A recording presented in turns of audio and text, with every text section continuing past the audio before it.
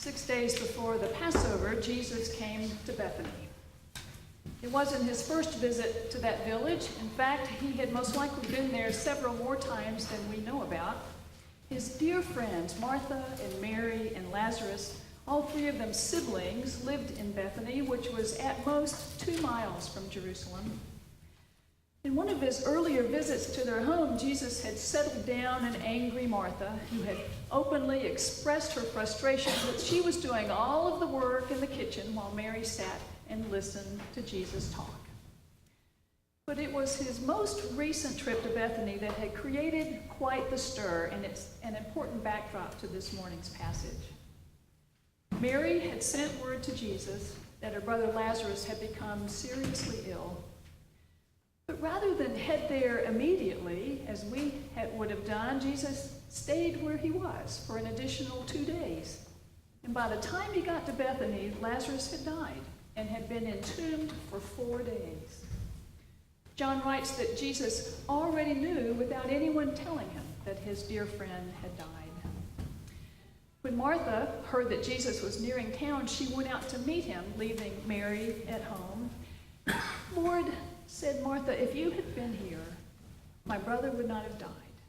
But even now I know that God will give you whatever you ask." Jesus replied, "Your brother will rise again. I am the resurrection and the life. Those who believe in me, even though they die, will live. And everyone who lives and believes in me will never die." Martha affirmed her belief that Jesus was the Messiah, and then she went home to tell Mary that Jesus was asking for her.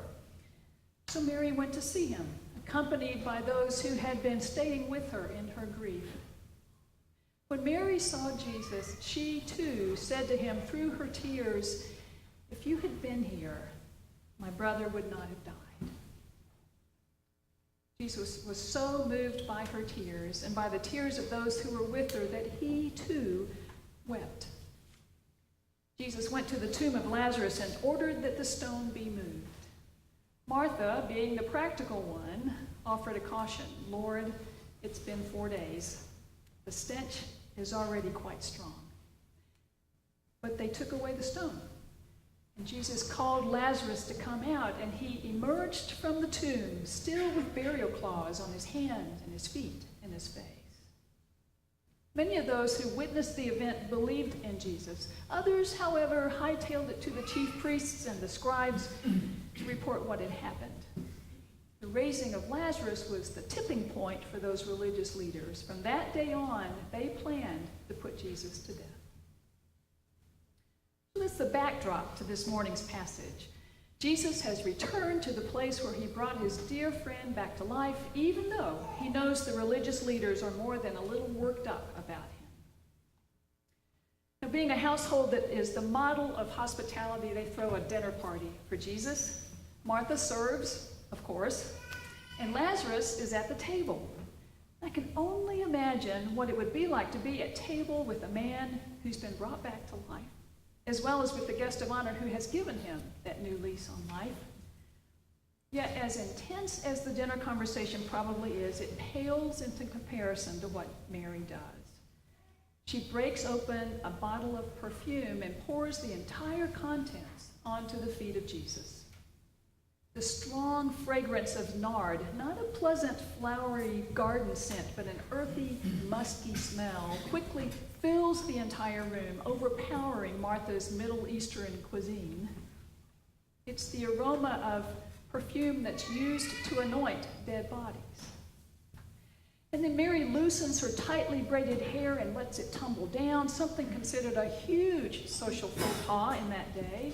And she uses her hair to wipe the perfumed feet of Jesus. It's an extravagant act of absolute adoration that is beyond all practicality. It's an act so intimate that those in the room are left speechless, all except for Judas.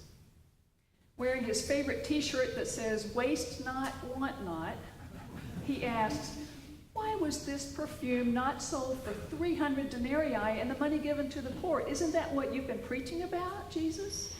That one bottle of perfume, an entire pound of pure nard, is the equivalent of an entire year's wage for a laborer. Now it's gone in a moment. Wasted on a pair of feet, for God's sake. Might as well have poured it straight down the drain. Hard to know how much sincerity is behind what Judas says, since he's the guy who has a history of skimming the purse. But he does touch a nerve in us thrifty Presbyterian types who trace our roots back to the penny-pinching Scots. 300 denarii was a lot of money, somewhere around $27,000. A single denarii was the equivalent of a 10-hour workday at $9 an hour. But Jesus knows what Mary is doing. According to John, he knows that his days are numbered, and what Mary is doing is anointing him for his own burial. As one preacher points out, Mary could have taken that bottle of nard and anointed the head of Jesus, letting the perfume run down over his beard and onto his shoulders, and everyone would have recognized that symbolism. In that day, that's how rulers were anointed at coronation ceremonies. If Mary had anointed his head, everyone there would have proclaimed Jesus as king. But she didn't do that. She dropped to her knees and she poured the perfume on his feet, which could only mean one thing. The only ones who got their feet anointed were those who were dead. And Jesus knew that. Leave her alone. He says, you'll have the poor to look after until the end of time. Just this once, let her take care of me, because my time is running out. My time is running out. 2 days ago, former First Lady Nancy Reagan was buried beside her husband at the Ronald Reagan Presidential Library overlooking the Simi Valley in California. She was 94 years old when she died. Mrs. Reagan was quoted as saying at some point, "You learn something out of everything, and you come to realize more than ever that we're all here for a certain space of time, and then it's going to be over, and you better make it count." And that leads me to share the advice that well-known author Annie Dillard offers specifically to writers, but I think it can be applied well beyond that group. Spend it all, shoot it, play it, lose it, all, right away, every time. Do not hoard what seems good for a later place in the book or for another book. Give it. Give it all. Give it now. I'll be 59 years old in June. I know it's hard to believe, but yes, I will be. And I've loved the 50s, except there's this. I'm beginning to experience the deaths of peers. The latest one was just this past Monday. Diana, a college classmate, died of a massive heart attack out of the blue, no warning. And her death came on the heels of another college classmate's death to a debilitating illness last month. It has those of us who knew these two doing a lot of pondering. My friend Wendy puts it this way: I've come to the age that my mother called the age of missing people. When friends from your youth, college, jobs, or family die, leaving you behind with memories. Losing people from your parents' generation is hard, but expected because they've witnessed many years and shared their wisdom with you. To lose peers sinks in the fact that time is short. I know you know how that feels. I think Mary knew very well the urgency of the moment when she broke open that bottle of perfume and poured it onto the feet of Jesus. Having her newly resurrected brother Lazarus in the room more than likely deepened her desire to act then and there, and not later. As one commentator puts it, Mary doesn't wait until it's too late, until the proper time. She pours out the perfume precisely at the time when people won't understand, when it will be seen as an eccentric extravagance. It's a protest against the order of things. In its own way, it's a protest against death itself. Mary's act paints in vivid color the picture of God that we see in Jesus Christ, passionate in divine proportions, extravagant in mercy, outrageous in grace.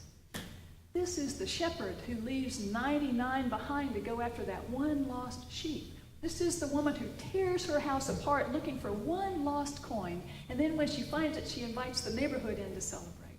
This is the father who roasts the fatted calf to welcome home a prodigal son. Mary's response to that love and grace is just as excessive and extravagant and reckless. And the invitation to us is to respond in like manner, to pour ourselves into caring for the poor, to wipe the tears of those who weep, to love the unlovable, to love one another, to make a difference each and every day for the sake of the gospel. Perhaps you've heard the following poem. The author is unknown.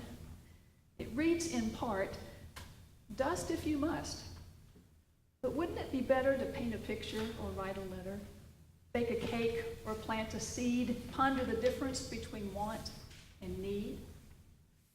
Dust if you must, but there's not much time with rivers to swim and mountains to climb, music to hear and books to read, friends to cherish and life to lead. Dust if you must, but the world's out there, with the sun in your eyes, the wind in your hair, a flutter of snow, a shower of rain. This day will not come round again." Mary wiped the perfumed feet of Jesus with her hair. It's a sure bet that that strong fragrance of nard would continue to linger on her own body in the days to come. When Jesus is taken in the middle of the night, when he's tried and convicted on false charges, when his disciples scatter, when he pours out his life and forgiveness on the cross. Perhaps we too can catch a faint whiff of that perfume in the coming days. Just enough of a whiff to remind us of the one who was anointed, the very one who embodies the extravagant and priceless gift of love itself.